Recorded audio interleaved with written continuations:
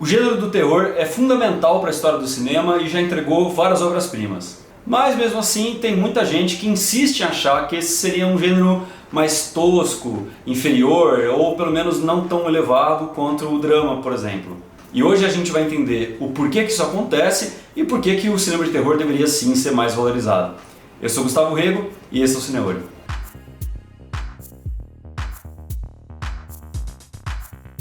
Se a gente olhar para a história do cinema, não vai restar muita dúvida de que o terror foi fundamental para o desenvolvimento da linguagem cinematográfica.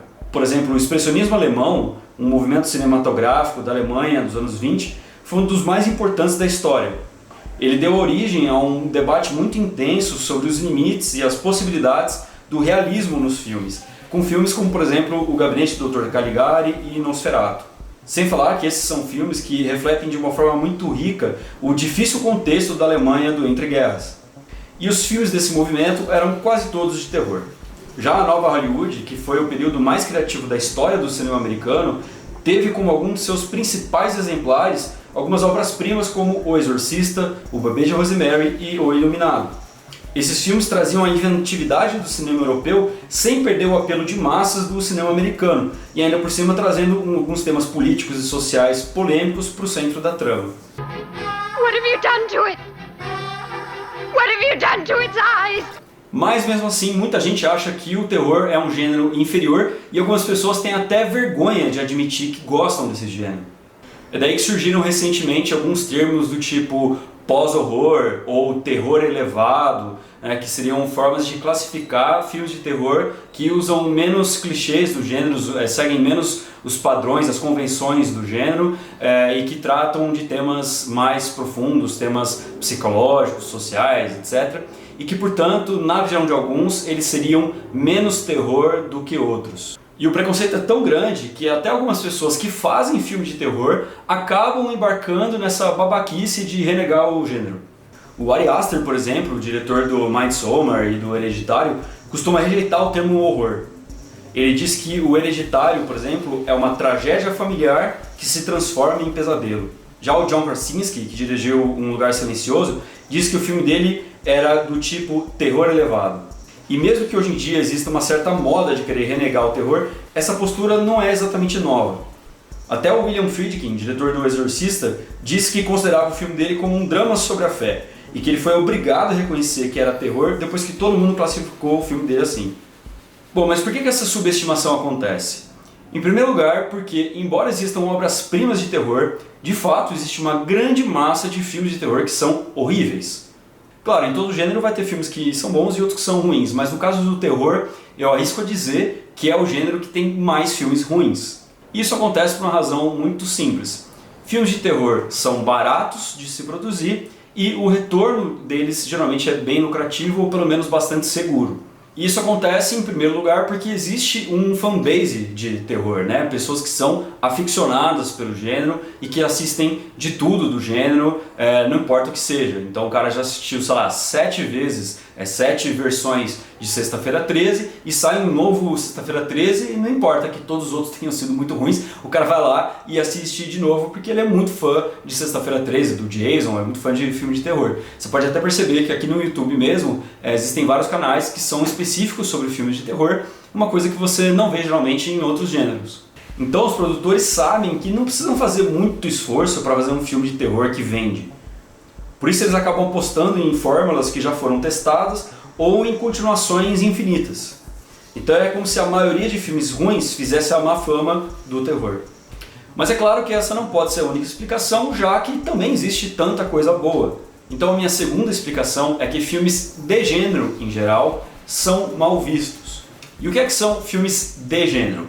São aqueles filmes que seguem um certo número de convenções que tornam muito fácil para o espectador ou para os distribuidores identificarem qual é o gênero daquele filme. Então, por exemplo, você assiste Harry Potter e você sabe que, obviamente, aquilo é um filme de fantasia, porque tem mágica, tem seres mágicos, coisas assim. E ninguém teria dúvida de que Apertem os Cintos e o Piloto Sumiu é um filme de comédia. Isso porque esses filmes seguem certos padrões que tornam muito fácil para o público fazer essa identificação.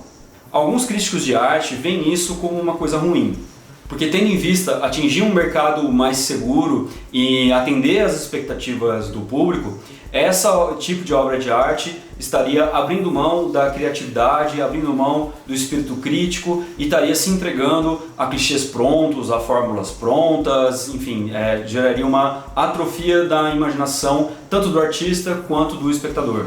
E isso é basicamente o que dizem as pessoas que atacam o terror.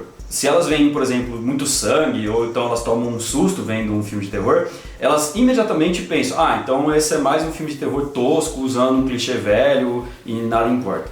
Olha, de maneira geral, eu até concordo com essa crítica aos filmes de gênero, eu acho que é uma crítica que faz muito sentido. Mas o que essa crítica ignora é que, mesmo usando convenções do gênero, uma obra pode articular essas convenções de uma forma inovadora, de uma forma interessante. Ou seja, não é porque um filme é de gênero, ou porque ele usou uma convenção do gênero, do tipo dar susto, que imediatamente isso significa que esse filme é ruim. Bom, mas é claro que essa explicação não é suficiente porque ela não se aplica somente a filmes de terror. Então vamos para mais uma explicação, e aqui mais uma vez eu vou citar o Max Valarezo do Entre Planos. Há alguns anos ele fez um vídeo em que ele se perguntava por que os filmes de terror eram tão esnobados pelo Oscar. E a explicação dele era de que os filmes de terror deixam em suspenso as nossas seguranças, eles questionam a nossa moral e as nossas certezas. Por exemplo, no Halloween, o John Carpenter pega um subúrbio dos Estados Unidos, que são aqueles bairros com as casas todas perfeitinhas, iguaizinhas, né, que é a representação do verdadeiro sonho americano, e coloca um assassino slasher à solta, subvertendo a noção de segurança que aquele lugar passa. Sem falar que o terror é um dos gêneros que mais trabalha com alegorias filosóficas e sociais. Por exemplo, no Madrugada dos Mortos, o George Romero fez uma crítica muito interessante e que já é bastante conhecida sobre o consumismo. Então, na opinião do Marx... Eu levei bem, né? Então, na opinião do Marx, os filmes de terror seriam rejeitados pela academia porque eles são subversivos. E assim como no caso da academia, a gente poderia extrapolar essa rejeição, a subversão, para outras pessoas e outros âmbitos. Mas aí eu me pergunto, mas será que o terror é sempre tão subversivo assim? Quando eu fiz uma live do Oscar em 2021, eu conversei com meu amigo Igor Pires, que ele me fez enxergar o outro lado da coisa. Existem muitos filmes de terror que, na verdade, são bastante reacionários. A crítica de cinema Carol Clover, no livro Gender in the Modern Horror Film, interpretou que nos filmes de slasher, o assassino seria uma espécie de inquisidor que pune os jovens que fazem sexo e usam drogas. A sobrevivente, que é chamada de Final Girl, seria esse arquétipo da santa, a moça pura e virgem que se recusa a fazer sexo e por isso é premiada com a vida. Então, portanto, os filmes de slasher seriam tipo uma reação à libertação sexual das mulheres promovida pelo feminismo nos anos 60. E nessa mesma live, o Igor me contou que o Stephen King tem um livro chamado A Dança Macabra, em que, nesse livro, o Stephen King diz que o monstro dos filmes de terror seria a representação dessa força rebelde, dessa força subversiva, que atrapalha a segurança e a tranquilidade da sociedade. Quando o monstro é derrotado, o status quo é reestabelecido e as pessoas voltam à ordem social, tranquila e conservadora. Careful. This is the moment when the supposedly dead killer comes back to life for one last scare. Bom, se a questão política também não é suficiente, então vamos para mais uma explicação.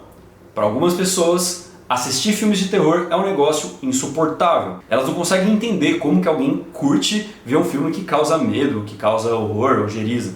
Bom, para entender isso, vamos entender primeiro por que algumas pessoas gostam de assistir filmes de terror. Bom, biologicamente o que rola é o seguinte: quando a gente vê uma cena de terror que causa medo, nosso corpo libera adrenalina que causa excitação. Normalmente, quando a gente está numa situação de perigo de verdade, essa sensação não é nem um pouco agradável. Mas no fundo, quando a gente está assistindo um filme, a gente sabe que aquilo é de mentirinha. Você está assistindo o filme no conforto da sua casa, ou então no cinema, com outras pessoas junto. Você não está ali de verdade na frente do assassino. Então, ao mesmo tempo que o corpo libera adrenalina, ele também libera dopamina, que é um hormônio que causa a sensação de prazer e que é o hormônio que é liberado quando a gente tem a satisfação de alguma necessidade. Por exemplo, sabe quando você está com muita fome e aí você come e sente aquele prazerzinho? Isso é provavelmente a dopamina agindo no seu corpo. Então quando você está assistindo filme de terror num lugar seguro, ao mesmo tempo em que você fica tenso, você fica aliviado, porque sabe que aquele terror não é de verdade, que você está a salvo. Mas aí é que está o problema, nem todo mundo libera dopamina suficiente nessas situações. Em alguns casos porque aquelas cenas parecem reais demais para a pessoa, então ela não tem a sensação da dopamina. É o que vai rolar se, por exemplo, uma criança pequena vê um filme de terror muito pesado. Ela é uma criança, então ela ainda não diferencia bem ficção e realidade, então ela não vai sentir prazer nenhum, ela vai só sentir um medo apavorante. Bom, para essas pessoas então que não têm essa liberação suficiente de dopamina, o filme de terror é uma experiência que só causa medo, frustração e só. Frustração não, né? Nada a ver falar frustração. Enfim. Beleza, então isso ajuda a entender por que algumas pessoas odeiam filmes de terror, mas não explica tudo, já que, como eu falei, mesmo pessoas que gostam de terror acabam renegando esse gênero. Então, antes que você perca a paciência e dê um tiro aí na sua tela, eu vou juntar todas essas explicações para dizer, afinal, por que eu acho que tanta gente subestima o terror. Na minha opinião, o terror é tão subestimado porque ele toca em temas sensíveis, em tabus. Isso não significa necessariamente que ele seja subversivo, mas mesmo que a saída para os problemas que ele apresenta seja reacionária, ele sempre vai fazer a gente olhar para os nossos medos, para as nossas dificuldades, para os nossos problemas, para os nossos traumas. E de certa forma ele vai colocar em dúvida as nossas certezas. E isso, essa autoanálise que ele provoca é bastante incômoda. Eu aprendi na minha terapia que no nosso dia a dia a gente pratica uma coisa chamada esquiva experiencial. Para poder seguir a nossa vida normalmente, a gente está o tempo todo se esquivando dos nossos medos e tentando esquecer os nossos traumas. É por isso que é tão difícil para algumas pessoas fazer terapia, porque pode ser doloroso demais acessar certos sentimentos e memórias. E em muitos momentos a esquiva é necessária, é uma questão de sobrevivência. Imagina se toda vez que você fosse sair de casa você se lembrasse de todos os seus traumas e sofrimentos que você já teve na sua vida. Você ia lembrar da dor que foi sair do útero da sua mãe, por exemplo, e ia ficar o dia todo chorando sem parar. Mas ficar se esquivando o tempo todo pode fazer com que esses sentimentos cresçam no seu subconsciente e eles se tornem ainda maiores. E justamente por não olhar para aquele sentimento, por não cuidar daquela ferida, aquilo pode se tornar ainda maior, aquele problema pode se tornar de uma dimensão muito maior. O filme Babadook, de 2014, dirigido pela Jennifer Kent, que aliás é um filme de terror, é uma metáfora muito bonita sobre isso. Eu não vou dar muito detalhe aqui porque não tem como falar desse filme e da metáfora sem dar spoiler, mas ele é basicamente sobre isso, sobre a necessidade de olhar para os traumas, de encarar para poder ressignificá-los. E olha só, eu acho que o Babadook acaba sendo uma metáfora para os próprios filmes de terror, porque os próprios filmes de terror em geral podem cumprir essa função terapêutica de fazer a gente olhar para os nossos medos. Seria um pouco parecido com a terapia de exposição, que é uma modalidade de psicoterapia que consiste em submeter a pessoa que tem alguma fobia ou alguma ansiedade a uma versão mais atenuada, mais segura do medo dela. Então, por exemplo, você pega uma pessoa que tem fobia por aves, por pássaros, e aí você coloca ela em contato com uma pena de um pássaro.